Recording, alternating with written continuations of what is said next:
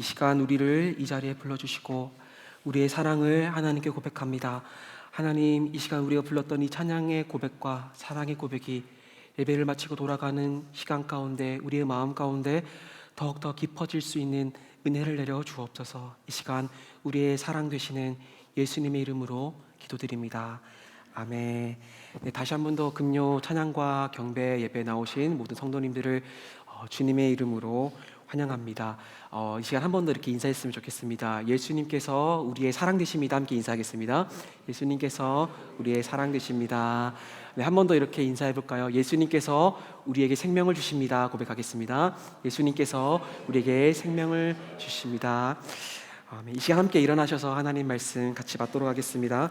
우리에게 주신 하나님 말씀은 에베소서 2장 11절부터 21절까지의 말씀입니다.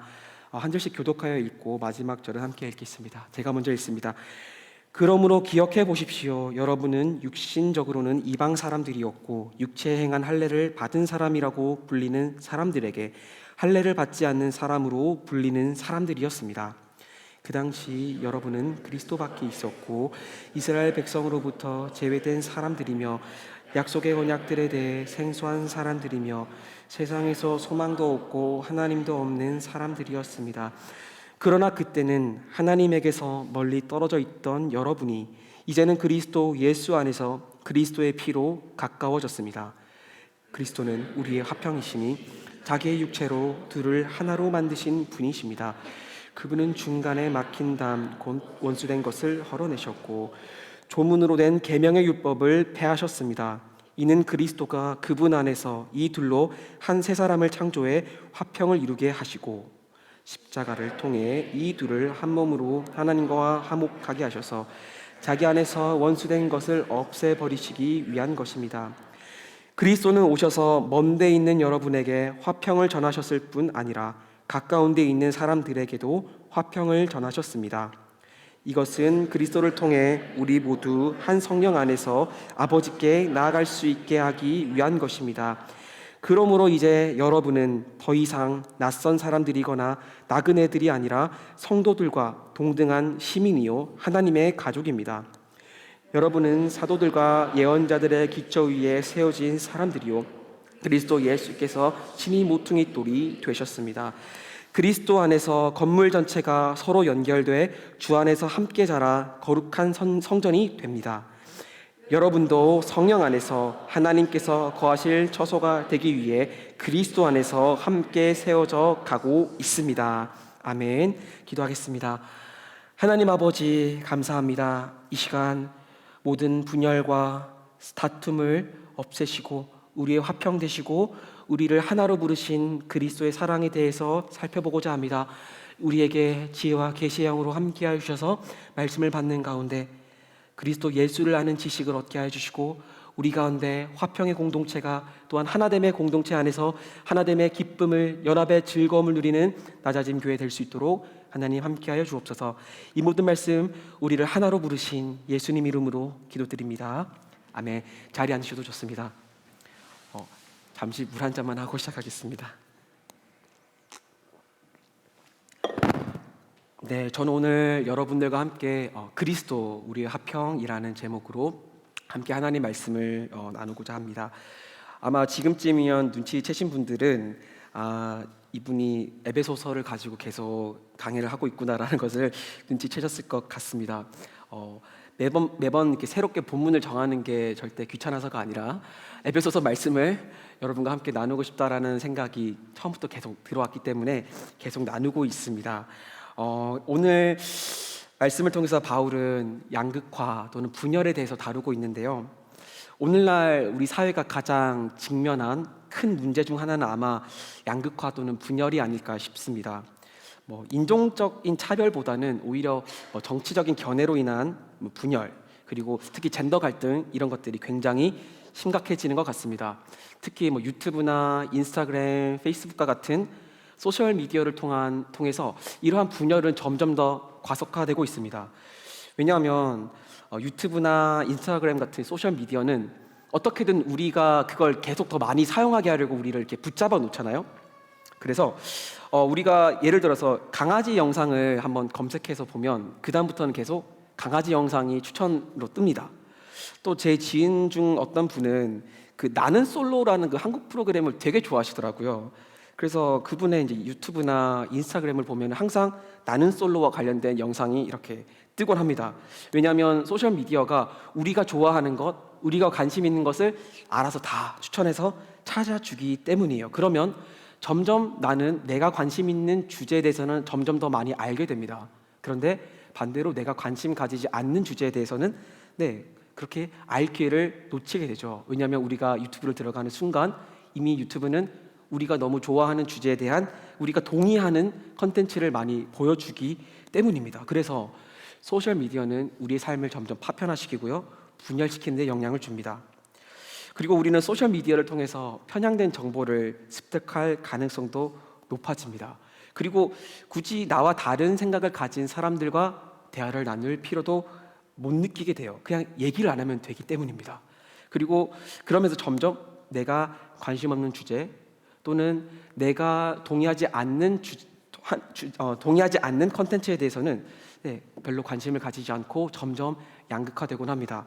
그래서 제가 한국에 있었는데요. 그때 2021년도에 폭동이 일어나서 미국 국회의사당이 이렇게 점거된 것을 보고 깜짝 놀란 적이 있어요. 그러면서 정치적인 분열이 생각보다 심각하다라는 그런 생각을 했습니다. 근데 이러한 분열 현상은 사회뿐만 아니라 교회에서도 많이 나타나는 것 같습니다. 여러분, 제가 간단한 퀴즈를 하나 내고 싶은데요. 미국에 있는 한인교회가 몇 개인지 혹시 아십니까?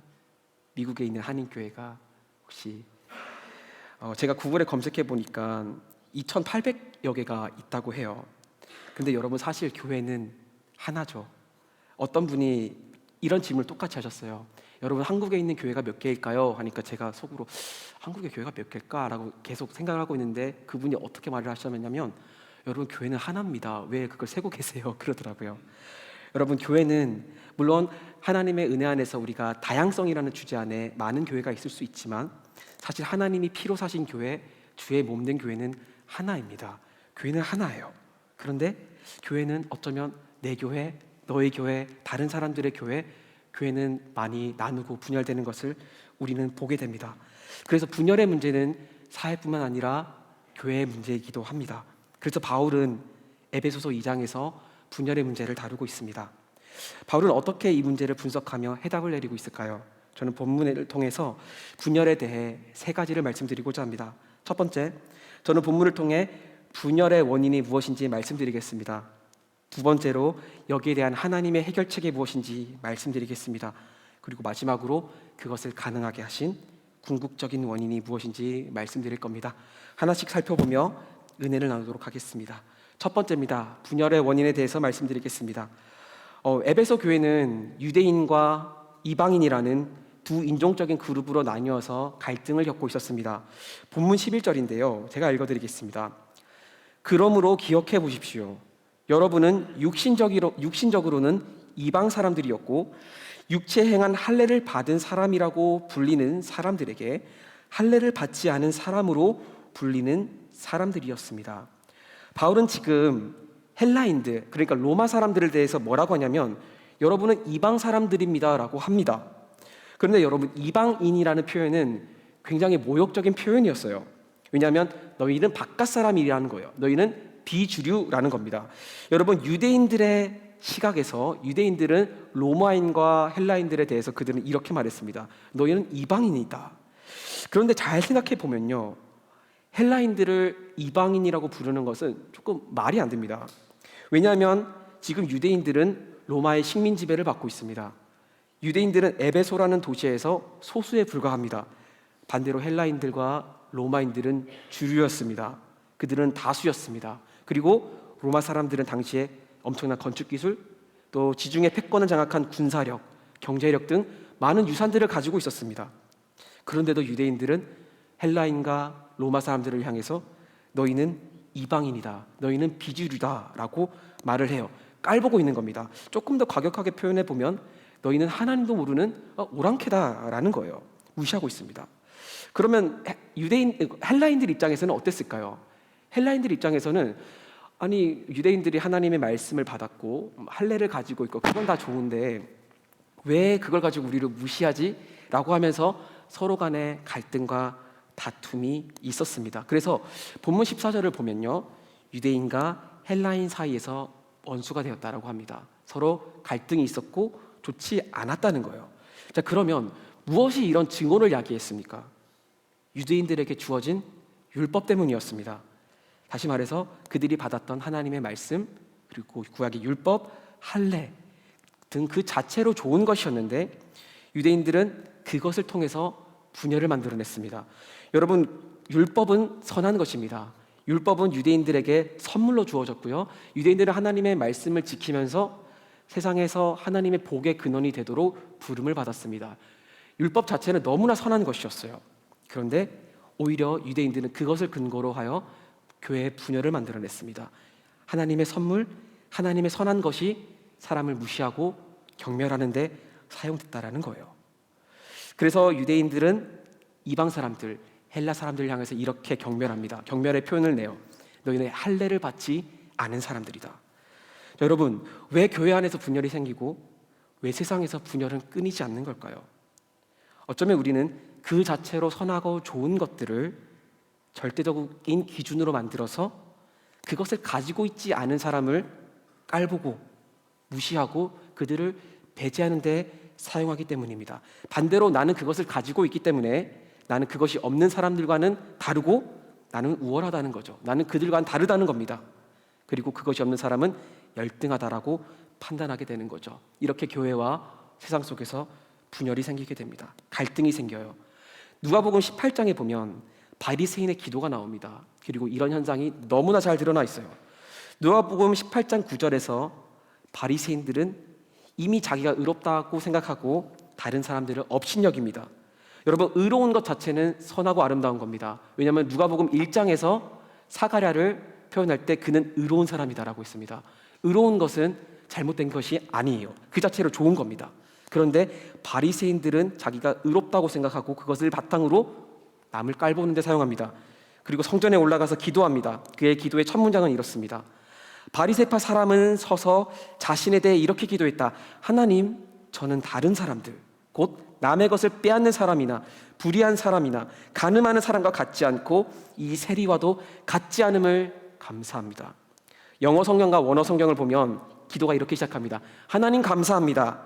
저는 저들과 다릅니다. 왜냐하면 하면서 남의 것을 빼앗는 사람이나 불의한 사람이나 가는 사람과 같지 않기 때문입니다. 저는 11조도 하고 저는 금식도 합니다 라고 고백을 해요. 그런데 이것이 그 자체로 좋은 것이 분열을 만들어냈습니다. 왜냐하면 나는 그런 좋은 것을 가지고 있기 때문에 우월하다는 거죠. 이렇게 사람들은 그 자체로 좋은 것을 바탕으로 남을 구분하고요, 그것을 가지지 않은 사람을 무시합니다. 이렇게 분열이 시작돼요. 제가 한국에서 사역할 당시에 초등학교 4, 5, 6학년을 담당했었습니다. 한국 교회는 보통 이렇게 12월 초중순이 되면 이제 신입생들 명단을 받아서 반평성을 시작해요. 그래서 제가 그날도 12월이 돼서 교사분들과 함께 이게 반편성을 시작했습니다. 기도하면서 아이들의 성향을 파악하면서 또 출석률 다양한 요소들을 고려하면서 베스트는 아니지만 최선의 반편성을 맞췄습니다. 그리고 저는 아이들이 새로운 반에서 새로운 만남을 기대할 것을 기대하며 서로 잘 지낼 것을 기대했습니다. 그리고 1월 첫 주 예배가 끝나고 광고 시간에 반을 이렇게 발표했어요. 반모임을 했습니다. 애들이 반모임이 끝나고 무슨 일이 있었을까요? 저는 반모임이 끝날 때까지 부서 예배실에 남아 부장님과 좀 얘기를 나누고 있었습니다. 그리고 반모임이 끝나자 초등부 아이들이 한 명씩 방에서 나오기 시작했습니다. 그리고 몇몇 초등부 아이들이 저에게 다가왔습니다.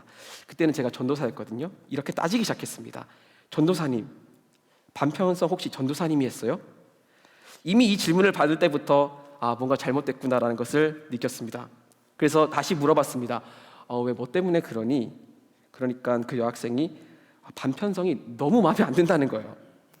그래서 얘기를 들어보니까 지금 어떤 남학생이랑 3년째 같은 반이래요. 근데 걔랑 진짜 같은 반 하기 너무 싫대요.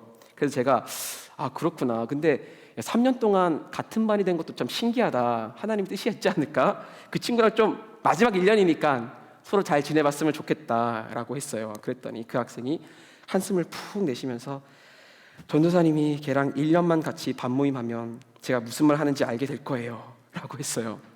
물론 저도 그 남자아이가 어떤지 잘 압니다. 반모임 때마다 얼마나 실없는 소리를 많이 하는지, 예배 시간 때도 손을 들고 질문을 하는데 아주 어처구니가 없는 질문도 많이 하고요, 장난도 많이 치고요. 그 친구 때문에 반모임이 진행이 잘 안 되는 걸 제가 잘 알고 있습니다. 근데 반면에 여자아이들이 보통 남자아이들보다 조금 더 정신적으로 좀 성장이 또 빠르고 성숙하잖아요. 그래서 좀 서로 잘 안 맞고 여자아이들 입장에서는 남자아이들의 그런 너무 이상한 부분들이 잘 이해가 안 됐던 것 같아요. 근데 여러분, 그걸 바탕으로 애들이 서로 이제 다투기도 하고, 애들이니까 서로 다투기도 하고, 여자애들이 와서 또 남자애들 이제 뒷담화도 하고, 이렇게 막 서로 지냈어요. 여러분, 지금 무엇이 교회 안에서 분열을 일으키고 있을까요? 좋은 것을 바탕으로 분열이 일어나고 있습니다. 정신적인 성숙, 좋은 것이죠. 그런데 그것을 바탕으로 너는 나와 달라, 나는 정신적으로 성숙하고 너는 그렇지 않기 때문에 나는 우월해, 너는 열등해 라는 것을 바탕으로 분열이 시작됐습니다. 그래서 심지어는 여자애들이랑 남자애들이 앉는 그 의자가 달랐어요. 분명히 반을 섞어놨는데 남녀 7세 부동석이 그 자리에서 일어났어요. 10세가 넘었는데도 따로 앉기 시작했습니다. 같이 앉기 싫다라는 거예요. 예배 드리는데 방해받는 게 싫다는 거죠. 여러분, 근데 어린아이만 그럴까요? 우리도 대놓고 티는 내지 못하지만 갖가지 사소한 이유로 연합하는 것을 꺼릴 때가 있습니다. 그리고 그 원인을 파고 내려가다 보면 이런 자기의가 들어가 있을 때가 많아요. 나는 저들과 다르다. 나는 저 사람들과는 달라. 나는 도덕적으로 우월해. 내가 옳고 내가 바르기 때문에 내가 맞아 라는 마음으로 교회 안에서 분열이 일어날 때가 많습니다. 여러분, 도덕과 율법 그리고 당시 할례는 그 자체로만 보면 굉장히 선하고 아름다운 것이었습니다. 그런데 인간은 늘 그 자체로 선한 것을 드높여서요, 자신의 절대적인 기준으로 만들어냅니다. 그리고 남을 판단하고 업신여기는데 사용됩니다. 그리고 때론 은근한 뒷담화를 통해서 그렇지 않은 사람들을 판단하고 교회 안에서 분열이 야기되곤 합니다. 유발 하랄이라는 유대 학자를 좀 소개해주고 싶은데요. 호모 사피엔스라는 책에서 굉장히 흥미로운 이론을 제시합니다. 뒷담화 이론이라는 건데요. 인간이 협동하기 위해서는 뒷담화가 필요했다는 거예요. 누가 신뢰할 만한 사람인지에 대한 정보를 공유하기 위해서 뒷담화를 했다는 겁니다. 그는 이렇게 말합니다. 역사학 교수들이 함께 점심을 먹을 때 제1차 세계대전의 원인에 대해 대화할 것 같은가? 핵물리학자들이 휴식 시간에 쿼크에 대한 과학적 대화를 나눌 것 같은가? 물론 그럴 때도 있겠지만 대개는 자기 남편이 바람 피우는 것을 적발한 교수, 학과장과 학장 사이의 불화, 동료 중 하나가 연구기금으로 렉서스 자동차를 샀다는 루머 등을 소재로 한 뒷담화를 떠든다. 소문은 주로 나쁜 행동에 초점을 맞춘다. 나쁜 행동에 초점을 맞춰서 소문을 내고 그 따른 뒷담화를 통해서 사람들이 협동하게 된다는 거예요. 자, 그러면 뒷담화를 통해서 그룹이 형성됩니다. 뒷담화 소문에 동조하는 사람들끼리 그들만의 공동체가 형성됩니다. 그리고 그것을 동의하지 않는 사람은 그 무리에 끼지 않아요. 어떻게 되죠? 계속 분열되면서 자기만의 공동체가 생기게 됩니다. 유대인과 이방인들이 서로 예배를 드렸을 겁니다. 한 장소에서. 그리고 서로 이제 예배 끝나고 집으로 돌아가고 거리에 있을 때 그들끼리 모여서 얼마나 수군거렸을까요? 유대인들은 율법도 없고 할례도 받지 못한 이방인들, 헬라 사람들을 무시했을 겁니다. 이방인들은 별것도 아닌 거 가지고 자꾸 자기네들을 무시하는 유대인들에 대해서 그렇게 좋게 생각하지 않았을 거예요. 이렇게 좋은 것을 바탕으로 교회 안에 분열이 일어나기 시작했습니다. 여러분, 저는 이제 C.S. 루이스가 했던 말을 좀 인용해 드리고 싶은데 제가 분명히 읽은 기억이 있는데 도저히 못 찾겠더라고요. 그래서 패러프레이징해서 인용해 봤습니다. 루이스는 이렇게 말했습니다.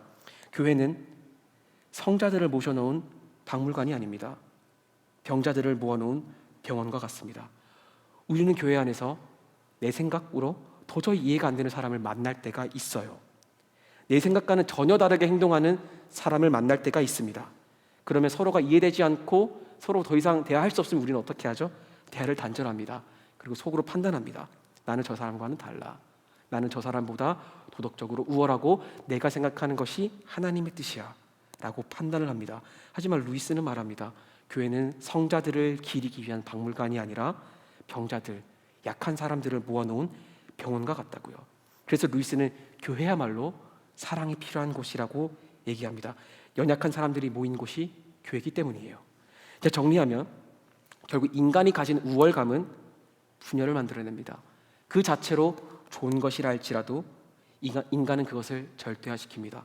도덕, 율법, 그리고 내가 생각하는 것이 옳다고 생각할 때 그 전제는 나는 의롭고 저 사람은 그렇지 않다.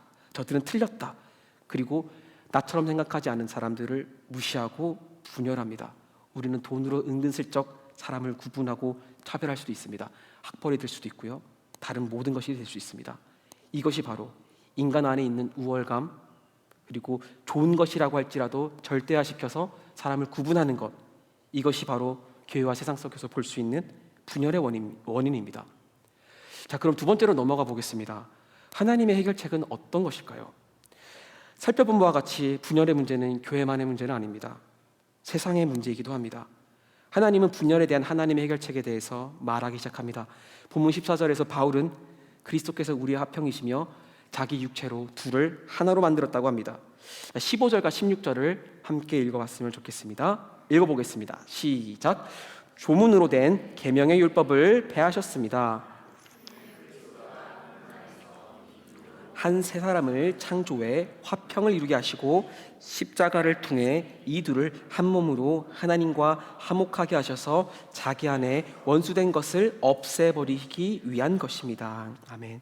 바울은 계속해서 둘이 하나가 되었다, 한 몸이 되었다라고 강조해요. 자, 서로 못 잡아먹어서 안달인 유대인과 이방인 두 그룹이 그리스도 안에서 하나가 되었다는 겁니다. 분열에 대한 하나님의 해결책은 굉장히 레디컬합니다. 하나로 만든다는 거예요. 자, 지금 분열의 원인은 자신이 우월하다라고 생각하는 정체성에 있었습니다. 그런데 그들을 하나로 만들어 버리는 것은 어쩌면 오히려 그들의 정체성을 파괴하는 것처럼 보입니다. 왜냐하면 그들을 지금 어떻게 만들고 있죠? 하나로 만들고 있기 때문이에요. 자, 극단적인 얘기긴 하지만 이렇게 얘기해 보겠습니다. 여러분, 군대에는 모두가 머리를 깎고 군복을 입습니다. 모두가 똑같아집니다. 그리고 모두가 똑같은 세면도구를 쓰고요. 모두가 똑같은 옷을 입습니다. 그래서 옷을 똑같이 입고 있으면요, 나라는 존재감과 정체성이 사라져요. 제가 아직도 그날 잊지 못합니다. 비 오는 날, 논산 훈련소를 향하던 날, 그리고 이제 군복을 갈아입고 내무반에 앉아 있는데 다 똑같이 생긴 남자들이 앉아 있을 때 그 나는 누구인가? 라는 그 정체성의 혼란, 아직도 시간이 지났지만 그때는 정말 생생하게 기억하고 있습니다. 여러분, 하나가 된다는 건요, 어쩌면 우리의 정체성을 파괴하는 것이기도 합니다. 왜 중고등학생들이 그렇게 교복을 줄이고 늘리고 할까요? 교복을 입으면 다 똑같거든요. 그러니까 어떻게든 자신의 존재감과 정체성을 드러내고 싶은 거예요. 그래서 어쩌면 하나님이 이렇게 우리를 하나로 만들었다는 것은, 이런 해결책은요, 우리의 정체성을 더 억압하는 것 같아 보입니다. 왜냐하면 하나로 만든다는 것은 우리를 그냥 원 오브 댐으로 만드는 것 같기 때문입니다. 다르게 이렇게 얘기해 볼까요? 저는 아침에 주로 믹서기에 딸기와 바나나와 사과를 돌려서 먹곤 합니다. 근데 미국 딸기는 맛이 없어서 잘 안 먹긴 하는데 가끔 넣어요. 근데 바나나, 사과는 굉장히 잘 어울리더라고요. 근데 먹다 보면 이렇게 사과와 바나나, 사과를 넣습니다. 돌립니다. 마시면 무슨 맛이 나는지 아세요, 여러분? 바나나 맛이 안 납니다. 사과 맛도 안 나요. 딸기 맛도 안 납니다. 왜요? 하나가 되었기 때문이에요. 여러분, 이렇게 분열에 대해서 하나님의 해결책, 하나로 만든다는 말은 어쩌면 나를 잃어버리라는 말과 똑같이 들려요. 너의 정체성을 버리라는 말처럼 들립니다. 그래서 이게 맞나? 라는 의문으로 우리를 끌고 갑니다. 그러나 루이스는 이렇게 말합니다. 가장 먼저 우리의 연합이 그리스도 안에서 된 것임을 주목해야 한다고 말했습니다. 순전한 기독교란 책에서 이렇게 말합니다. 잘 들어보십시오. 우리나라에서는 모든 요리에 소금을 넣는다 하자. 그러면 그 사람이 그렇다면 당신 나라의 음식들은 맛이 다 똑같겠군요. 당신이 방금 맛보여준 재료의 맛이 너무 강해서 다른 맛들을 다 죽여버리겠어요 라고 대꾸하지 않을까? 그러나 양고기와 배추의 맛은 소금을 뿌릴 때 죽기는커녕 더욱 살아난다. 우리 안에 그리스도를 아무리 넣는다 해도 개개인의 인격의 향취가 죽는 법은 없다. 루이스는 뭐라고 말하고 있죠? 우리가 자기 자신이라고 부르는 것을 에서 벗어나면 벗어날수록, 그리고 그분께 자기 자신을 드리면 드릴수록 그만큼 우리는 점점 더 자기 자신다워질 수 있다라고 말을 합니다. 우리가 그리스도 안에서 하나가 된다는 말은 이제 너의 정체성을 완전히 없애라가 아니라 우리가 그리스도께 우리를 드릴 때 우리는 정말 나다워질 수 있습니다. 왜냐하면 내가 나를 우월하게 생각해주는 많은 기준들, 그런 기준들은 결국 나를 병들게 하기 때문입니다. 내가 다른 사람을 보는 기준은요, 결국 그것이 또 나를 보는 기준이기도 합니다. 학벌로 사람을 판단하는 사람을 볼까요? 그러면 그 사람은 학벌로 자기 자신을 판단하고 있습니다. 돈이 많고 적고의 유문을 따라서 사람을 판단하는 사람을 보셨습니까? 그럼 그 사람은 자기 자신을 볼 때도 똑같은 기준으로 바라봅니다. 내가 돈이 있을 때는 좋아요. 돈이 없을 때는 그 사람의 정체성이 무너질 때가 있다는 겁니다. 학벌로, 돈으로 사람을 구분짓고 차별하는 사람은 자기 자신에 대해서 그 기준을 가지고 자신을 바라봐요. 그러면 남을 미워하는 것만큼 자기 자신을 미워할 수밖에 없습니다. 자신이 일정한 기준에 미치지 못한다면 다른 사람을 판단하는 만큼 자기를 판단하기 때문이에요. 그러면 어떻게 될까요? 관계의 벽이 생기고요. 또 자기 자신에 대해서도 소외가 생깁니다. 그러면 항상 나는 누군가를 판단하고 내가 옳다는 인식이 있을 때만 내가 가치 있다라고 생각을 해요. 그리고 다른 사람들도 내가 그렇게 남을 바라보는 그 시각으로 나를 바라본다고 생각합니다. 나는 자유롭지 못하게 되는 거예요. 오히려 그것은 자기를 파괴하는 행동입니다. 그러나 우리가 그리스도께 나 자신을 내어드리면 내어드릴수록 우리는 정말 나다워질 수 있습니다. 왜냐하면 그리스도의 사랑은 우리를 가족으로 부르시기 때문이에요. 그리스도 안에서 우리는 한 새 사람, 새로운 인류가 됩니다. 본문 19절에서 하나님 안에서 한 몸이 되었다고 하죠. 한 새 사람이 된 우리는 이제 하나님의 가족이 되었다고 합니다. 하나 된 공동체는 새로운 가족 공동체라는 거예요. 루이스는 이러한 연합은 자신을 잃어버리지 않게 하면서도 서로 하나 되는 아름다운 연합의 기쁨을 누릴 수 있게 한다고 말을 합니다. 루이스의 책을 한 번 더 인용하겠습니다. 영광의 무게에서 이렇게 말합니다. 몸을 이루는 진정한 멤버십과 단순히 집합체에 포함되는 상태가 얼마나 다른지는 가족 조직에서 볼 수 있습니다. 가족에서 한 멤버를 빼면 가족의 수만 줄어드는 것이 아니라 가족 조직 자체가 손상을 입습니다. 가족의 연합은 다른 것들, 도대체 어울리지 않는 것들이 한데 모여 이루는 연합입니다. 저는 지금 누나와 사이가 굉장히 좋습니다. 누나 얘기를 안 하려고 했는데 할 수밖에 없었습니다. 그런데 어릴 때는 진짜 많이 싸웠어요. 왜냐하면 누나랑 저는 진짜 다릅니다. 아직도 서로가 신기해합니다. 어릴 때는 이해가 안 돼서 정말 많이 싸웠어요. 한 예로 저는 상상력이 굉장히 풍부하고요. 누나는 그렇지 않습니다. 제가 얼마나 상상력이 많냐면 제가 미국에 처음 왔을 때 미국이 이렇게 총기가 있는 나라잖아요. 그래서 기숙사에 이렇게 누워있을 때 갑자기 그런 생각이 들었어요.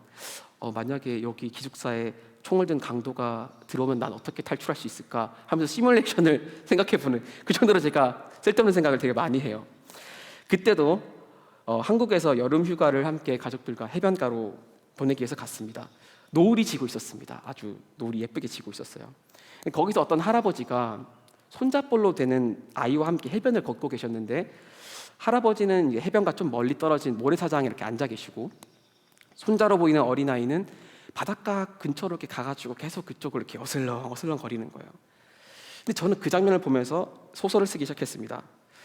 저 아이의 부모님은 왠지 바다로 물고기를 잡으러 간 어부인 것 같고 저녁 늦게까지 물고기를 잡고 있구나.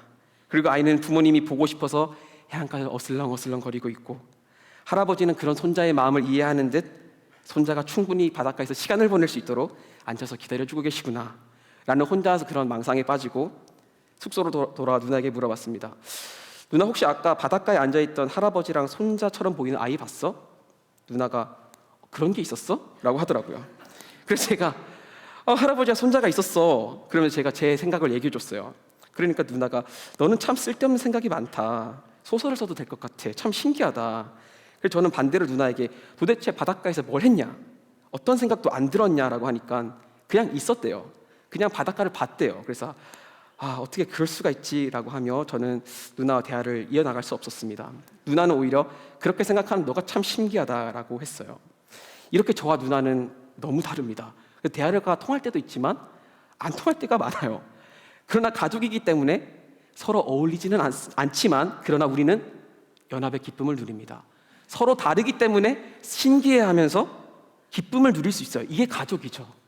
하나님이 우리를 지금 유대인과 이방인이 서로 다투고 서로 다름을 이해하지 못했던 그들을 가족으로 부른다고 합니다.